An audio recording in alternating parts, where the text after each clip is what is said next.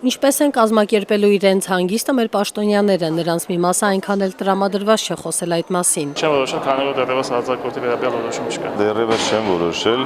ծանրաբեռնվածությունը շատ է, հնարավոր է, որ նույնիսկ չկարողանամ կազմակերպել։ Գնալու եմ Ջերմուկ։ Եվ երբ եք պատրաստվում գնալ։ Օգոստոսի սկզբին։ Կարծում եմ իմ հայրենի շրջանում մի քանի օր հասկացնի։ Դեռ չեմ որոշել նշան։ Հայրենի Տարուշի մարզը։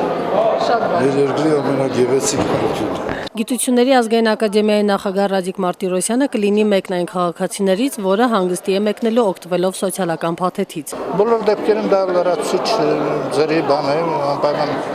որ կտա օգտվել դրանից։ Նա դեռ երկմտում է օգոստոսին ուր կարելի է գնալ՝ Ջերմուկ, Դիլիջան թե Աղվերան։ Մի բանում նա համոզված է՝ միայն սոցիալական փաթեթով հնարավոր չէ հանգստանալ, հավելյալ ֆինանսական միջոցներ եւս կպահանջվեն։ Դե դրանք